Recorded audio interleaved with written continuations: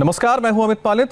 America में Biden युग की शुरुआत हो गई है। जो बाइडेन ने कल अमेरिका के 46वें राष्ट्रपति के तौर पर शपथ ले ली और शपथ लेते ही प्रेसिडेंट बाइडेन एक्शन में भी आ गए। व्हाइट हाउस पहुंचते ही बाइडेन ने ताबड़तोड़ 15 बड़े फैसलों पर साइन किए, जिनमें सबसे बड़ा फैसला है वर्ल्ड हेल्थ ऑर्गेनाइजेशन यानी WHO से पहले की तरह जुड़ने का ऐलान। ट्रंप ने कोरोना महामारी के दौरान चीन के साथ मिलीभगत का आरोप लगाते हुए WHO से नाता तोड़ा था। इसके अलावा पेरिस क्लाइमेट समझौते में भी अब अमेरिका दोबारा शामिल होगा। इससे जुड़े एग्जीक्यूटिव ऑर्डर पर जो बाइडेन ने साइन किए हैं। WHO और क्लाइमेट चेंज समझौते से जुड़ने के अलावा बाइडेन ने अमेरिका में अब मास्क और सोशल डिस्टेंसिंग को भी अनिवार्य कर दिया है। तो ट्रंप का जो फैसला है, कई सारे फैसलों को बदल दिया जो बाइडेन ने, जिसमें WHO से अलग होने का फैसला भी था। इसके अलावा मास्क और सोशल डिस्टेंसिंग को फिर से यहां पर लागू किया जा रहा है।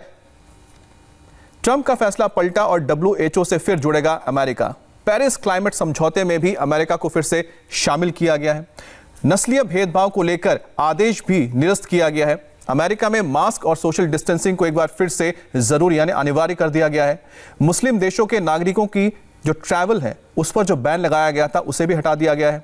मैक्सिको वॉल के लिए नेशनल इमरजेंसी डिक्लेरेशन को भी खत्म किया गया है। तो कुछ जो अहम फैसले थे जो ट्रंप एडमिनिस्ट्रेशन ने लिए थे उसे जो बाइडेन ने आते ही पहले दिन पलट दिया है, जिसमें ट्रैवल बैन जो इस्लामिक मुल्कों के साथ था, जिसमें मिडिल ईस्ट शामिल है, ईरान एक बड़ा देश था जहां से ट्रैवल को बैन किया गया था। इस तरह के फैसलों को खत्म कर दिया जो बाइडेन ने। लेकिन आपको बताएं, जो बाइडेन के लिए भी अपने देश में इन फैसलों को लागू करने में बहुत आसानी इसलिए नहीं रहेगी क्योंकि एक बहुत बड़ा तबका है जो ट्रंप सपोर्टर है, जो इनको सही मानता था, जिसमें जो बाइडेन ने कहा है कि जो व्हाइट सुप्रीमेसी है यानी कि जो श्वेत लोगों की जो सुप्रीमेसी है, वर्चस्व है, उसको भी वो खत्म करेंगे, जो बहुत ही आसानी से पचने वाला नहीं है ट्रंप समर्थकों के अंदर।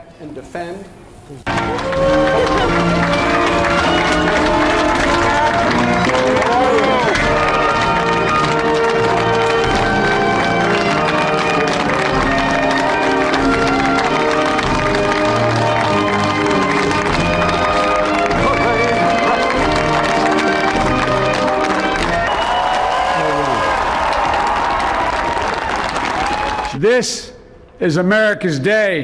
आज अमेरिका का दिन है। ये लोकतंत्र की जीत है, ये जश्न का समय है। आज नया इतिहास बन रहा है। अमेरिका की मिट्टी लोगों की भावनाओं का आदर करती आई है। हम इसे बनाए रखेंगे। America has been tested anew. जिस तरह से बाइडेन कुर्सी पर बैठे हैं, राष्ट्रपति बनने के बाद जिस तरह से वो गार्ड ऑफ ऑनर ले रहे थे, वो अमेरिका की राजनीति के लिए नया संदेश है। कुछ नए सबक हैं।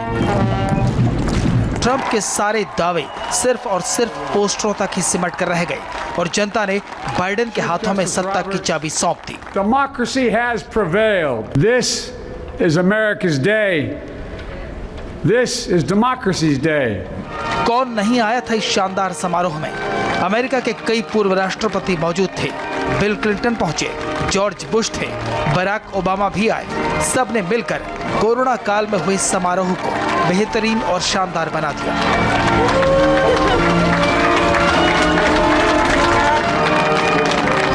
दुनिया देख रही थी। दुनिया के सबसे शक्तिशाली देश अमेरिका में पावर ट्रांसफर हो रहा था। 25,000 नेशनल गार्ड की मौजूदगी में अमेरिका में सत्ता बदल रही थी।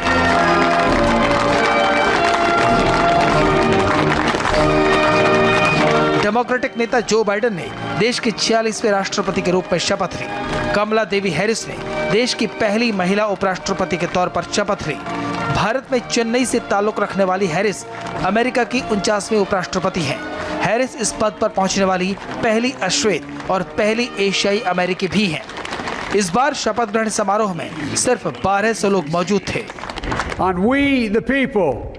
हम मेहनत, लगन और पूरी ताकत के साथ देश के लिए काम करेंगे। हमें 400 साल की पुरानी परंपरा को आगे बढ़ाना है। मैं किसी पार्टी का प्रेसिडेंट नहीं हूं, मैं हर अमेरिकी का प्रेसिडेंट हूं। अमेरिका कोरोना संकट से जूझ रहा है। पहले की सरकार की चूक के चलते लाखों लोगों की जान चली गई, लेकिन हम इस महामारी का डटकर मुकाबला करेंगे। That we must confront and we will defeat. शपथ के बाद दुनिया भर से बाइडेन को शुभकामनाएं मिलने लगी। प्रधानमंत्री नरेंद्र मोदी ने बाइडेन को राष्ट्रपति बनने पर बधाई दी। पीएम ने कहा वो बाइडेन के साथ मिलकर भारत और अमेरिका के रिश्तों को और मजबूत करेंगे। भारत और अमेरिका की दोस्ती साझा मूल्यों पर आधारित है। हमारे पास ठोस और वृहद द्विपक्षीय एजेंडा है जिसके जरिए आर्थिक संबंध और वाइब्रेंट जनता एक दूसरे से जुड़ेगी। हम राष्ट्रपति बाइडेन के साथ मिलकर भारत और अमेरिका के संबंधों को और ऊंचाई पर ले जाने के लिए प्रतिबद्ध हैं। प्रधानमंत्री मोदी को उम्मीद है कि अब तक भारत और अमेरिका ने रिश्तों को जो आयाम दिया है वो बाइडेन युग में और बड़ा होगा। बाइडेन चुनाव प्रचार से बता रहे थे कि वो पहले दिन क्या करेंगे, दूसरे दिन क्या करेंगे और लगातार 100 दिनों तक क्या करेंगे। उनके पहले भाषण में ही उनके वादों की छाया और छाप दिख गई। To fight the foes we face. सत्ता के लिए लोगों ने झूठ बोला, लेकिन हम इंसाफ के साथ रहे और हिंसा के खिलाफ रहे, इसलिए आज यहाँ खड़े हैं। हमें हिंसक राजनीति से लड़ना होगा। अमेरिका की सेना सशक्त है और हर चुनौती के लिए तैयार है। नस्लीय भेदभाव को लेकर अमेरिका में जो हुआ उसका हमने न्याय और लोकतांत्रिक तरीके से मुकाबला किया। हिंसा के खिलाफ जो हमने कर दिखाया है वो अमेरिकी प्रजातंत्र की पहचान है। Safe schools. बाइडेन को उम्मीद है कि जिस अमेरिका को ट्रंप ने तैयार किया उसे बदल देंगे। ये शपथ ग्रहण समारोह अमेरिका के इतिहास में कई कारणों से हमेशा याद रखा जाएगा। अमेरिका के इतिहास में चौथी बार ऐसा हुआ है जब नए राष्ट्रपति के व्हाइट हाउस आने से पहले ही निवर्तमान राष्ट्रपति ने व्हाइट हाउस छोड़ दिया। और सिर्फ यही नहीं, डोनाल्ड ट्रंप ने व्हाइट हाउस से जब विदा ली तो अपने साथ न्यूक्लियर फुटबॉल का कोड भी ले गए। लिहाजा इस बार अमेरिका में एक ही टाइम में न्यूक्लियर हथियारों के लिए 2-2 कोड जारी किए गए। एक ट्रंप अपने साथ ले गए तो एक व्हाइट हाउस के मिलिट्री ऑफिस ने नए राष्ट्रपति जो बाइडेन के लिए बना रखा था। सबसे उम्रदराज राष्ट्रपति की शपथ के साथ ही अमेरिका में बाइडेन युग की शुरुआत हो गई है। इस युग की खास बात यह है कि इसमें बाइडेन के साथ कमला हैरिस हैं और ये जुगलबंदी भारत के लिए एक अच्छी खबर है क्योंकि वो बाइडेन सरकार में भारत के हितों की आवाज बन सकती हैं। So help me God. So help me God.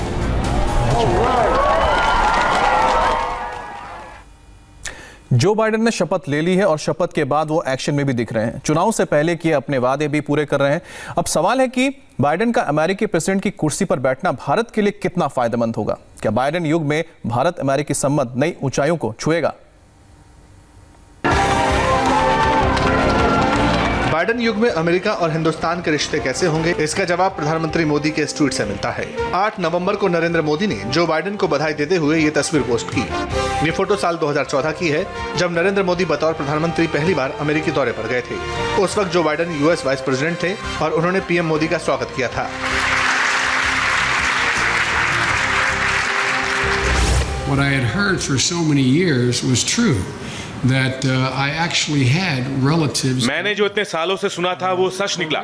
Mumbai में मेरे रिश्तेदार भी हैं। सच में एक प्रेस कॉन्फ्रेंस के बाद मुझे एक तस्वीर दिखाई गई जो मेरे परदादा के दादा की थी, जो इंग्लिश समुद्री जहाज के कप्तान थे, जो इंडिया में रहने लगे। और मुंबई में 3 बाइडेन परिवार हैं। तो मोदी जी, मैं आपके साथ घर जाऊंगा। प्रधानमंत्री जी, आपको लोकतंत्र के इतिहास में सबसे बड़ा जनमत मिला है। चुनाव में 55 करोड़ लोगों ने वोट डाला है। आपका और हमारा लक्ष्य एक ही है। हम दोनों चाहते हैं कि निवेश बढ़े, सेना को मॉडर्न बनाया जाए और लोगों का विकास हो। A modernized defense sector, an inclusive growth for both of our people. 2014 में नरेंद्र मोदी को जो बाइडेन ने लंच पर बुलाया था और दोनों के बीच काफी लंबी बातचीत हुई थी। 2016 में जब नरेंद्र मोदी दोबारा अमेरिकी दौरे पर गए तब ओबामा की सरकार थी और जो बाइडेन अमेरिका के उपराष्ट्रपति थे। उस वक्त प्रधानमंत्री ने अमेरिकी कांग्रेस को संबोधित किया था और इस जॉइंट सेशन को चेयर जो बाइडेन ने ही किया था। मोदी के पीछे चेयर पर जो बैठे हैं वो बाइडेन ही हैं।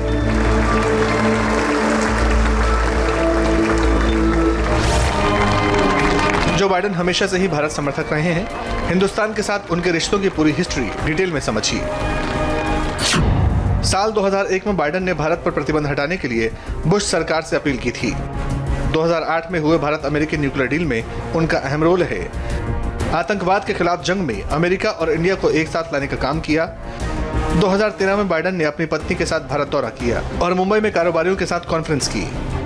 2016 में दोनों देशों के बीच सैन्य सहयोग बढ़ाना बाइडेन की ही पॉलिसी का हिस्सा था। अपने कार्यकाल के दौरान बाइडेन ने सुरक्षा परिषद में भारत की स्थायी सदस्यता का समर्थन किया था। बाइडेन सरकार में अमेरिका के रक्षा मंत्री लॉयड ऑस्टिन होंगे, जिन्होंने भारत अमेरिकी संबंध पर बड़ा बयान दिया। लॉयड ने कहा, मैं भारत का प्रमुख रक्षा सहयोगी का दर्जा जारी रखूंगा। और साझा हितों पर अमेरिकी एवं भारतीय सेना की सहभागिता सुनिश्चित करने के लिए रक्षा सहयोग को और मजबूत बनाने का प्रयास करूंगा। पाकिस्तान पर अपने जमीन को आतंकवादियों और हिंसक चरमपंथी संगठनों के लिए इस्तेमाल रोकने का दबाव बनाएंगे। पाकिस्तान में भी माना जा रहा है कि बाइडेन का झुकाव भारत की तरफ ज्यादा होगा। आपको बता दें, पहले दिन प्रेसिडेंट बाइडेन ने जो फैसले लिए उससे साफ है कि फॉर्मर प्रेसिडेंट ट्रंप ने उनके लिए एक ऐसी विरासत छोड़ी है जिससे आगे निकलना बाइडेन के लिए बड़ी चुनौती होगी। बाइडेन के सामने और उनके कौन कौन सी बड़ी चुनौती सामने आने वाली है, इस रिपोर्ट से आप समझ सकते हैं।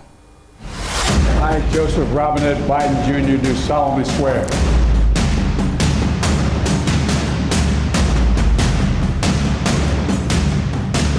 न्यूयॉर्क की एम्पायर स्टेट बिल्डिंग पर यह लाल रोशनी कोरोना से मारे गए अमेरिकियों को श्रद्धांजलि है।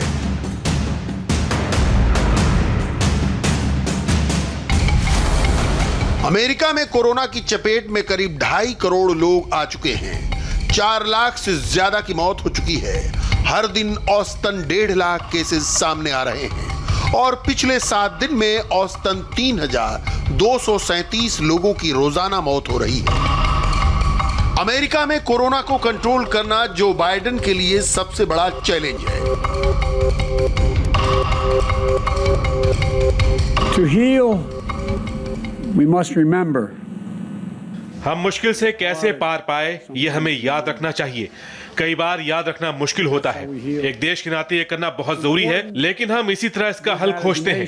इसलिए आज हम यहाँ हैं। चलिए इस अंधेरे में हम उजाला लाने की कोशिश करते हैं और जिनको खोया है उनको याद करते हैं। Let us shine the lights in the darkness along the sacred pool of reflection. Remember all whom we lost. Biden ने अगले 100 दिन में 10 करोड़ अमेरिकियों के वैक्सीनेशन का लक्ष्य बनाया है। बाइडेन सरकार अमेरिकन रेस्क्यू प्लान पर काम करेगी जिसका बजट $400 बिलियन होगा।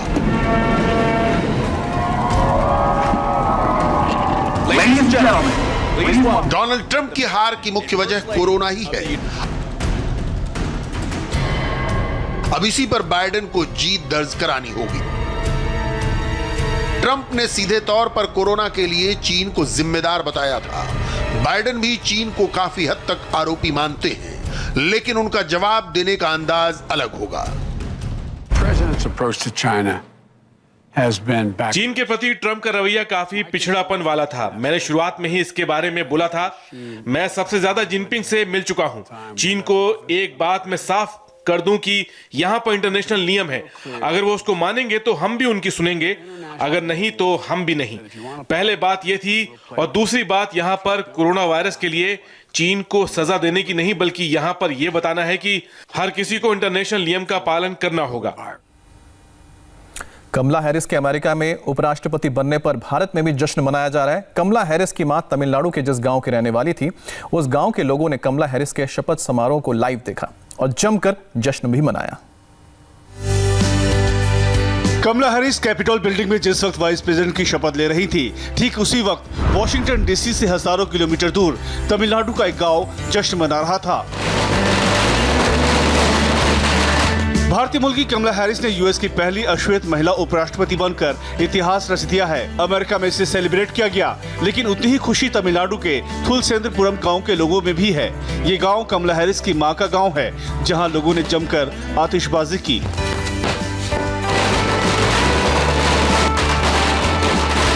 मन्निम तवा पुदली कमला हैरिस, कमला हैरिस, कमला हैरिस, कमला हैरिस, कमला हैरिस। जैसे ही यूएस प्रेसिडेंशियल ओथ सेरेमनी का वक्त हुआ, तमिलनाडु के इस गांव के लोग टीवी के सामने बैठ गए और पूरे शपथ समारोह को लाइव देखा। कमला हैरिस की शपथ लेते ही गांव के लोगों ने पटाखे जलाए और मिठाइयां बांटकर एक दूसरे को बधाई दी। I am very proud. I am excited now because our son of soil, our hereditary. मैं बहुत खुश हूँ मुझे गर्व है कि हमारी मिट्टी से उठकर एक महिला यूएस की पहली उपराष्ट्रपति बनी है, इसीलिए यहाँ सभी लोग खुश हैं। छोटे बड़े सभी लोग आज जश्न मना रहे हैं। हम लोगों ने शपथ ग्रहण समारोह को लाइव देखा, हम बहुत खुश हैं। हमें गर्व है हमारे भारतीय मूल की महिला यूएस में उपराष्ट्रपति बनी। They are watching her swearing in ceremony. We are very happy. We are very proud of to tell Indian our origin become vice president of US. Tamil Nadu के इस गांव के लोग कमला हैरिस की कामयाबी से बेहद खुश हैं। किसी के हाथों में कमला हैरिस को बधाई देने वाले पोस्टर हैं तो कोई उनके नाम के दिए जला रहा है। हर तरफ कमला हैरिस के नाम की चर्चा है। सबको उम्मीद है कि कमला हैरिस के अमेरिकी उपराष्ट्रपति बनने से भारत और अमेरिका के रिश्तों का नया दौर शुरू होगा।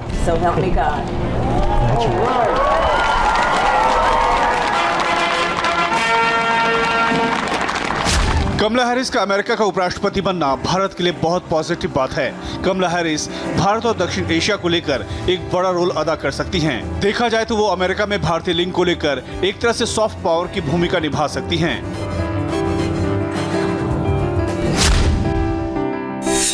अमेरिका में भारतीयों के लिए सबसे बड़ा मुद्दा H-1B वीजा है, जिस पर डोनाल्ड ट्रंप बहुत ही निगेटिव रहे हैं। व्हाइट हाउस में कमला हैरिस का दखल एक बड़ी राहत बनकर आ सकती है। डोनाल्ड ट्रंप की सरकार के दौरान भी कमला हैरिस एक प्रस्ताव लेकर आई थी, जिसमें H-1B वीजा पर लगी पाबंदियों को खत्म करने की बात थी। कमला हैरिस को करीब से जानने वाले कहते हैं कि वो हमेशा मानवाधिकार के लिए लड़ी हैं। रंग भेद से लेकर गैर बराबरी का उन्होंने अपनी जिंदगी में भी सामना किया है और बाइडेन एडमिनिस्ट्रेशन में भी उनकी आवाज बुलंद होगी। अश्वेत अमेरिकी लोगों के लिए, खासकर भारतीय मूल के लिहाज से, वो ऐसे कई मुद्दों पर अलग नजरिया लाएंगी जिसकी जरूरत जो बाइडेन को होगी। भारत के लिए ये मुद्दा अहम है कि जो भारतीय अमेरिकी रोजगार के सिलसिले में जाना चाहते हैं उन्हें कोई दिक्कत पेश न आए। इसलिए अमेरिका के एक दौरे पर विदेश मंत्री एस जयशंकर ने भी कहा था कि भारत के टैलेंट को समर्थन करने वाली अमेरिका की वीजा पॉलिसी दोनों देशों के लिए मददगार होगी।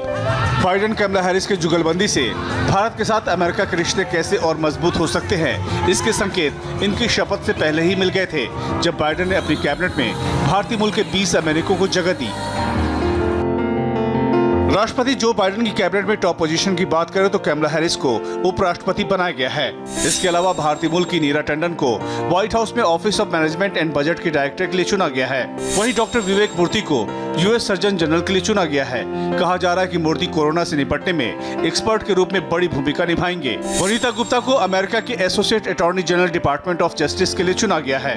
बाइडेन कैबिनेट में उजरा जिया को under secretary of state for civilian security, democracy and human rights के तौर पर नॉमिनेट किया गया है। इनके अलावा नीति निदेशक के तौर पर माला अडिगा का चुनाव किया गया है, जबकि गरिमा वर्मा को फर्स्ट लेडी के ऑफिस में डिजिटल डायरेक्टर के तौर पर चुना गया है। अभी रुकेंगे एक ब्रेक के लिए और ब्रेक के बाद देखिए अमेरिका में बाइडेन सरकार बनने पर भारतीय शेयर बाजार ने कैसे सलामी दी।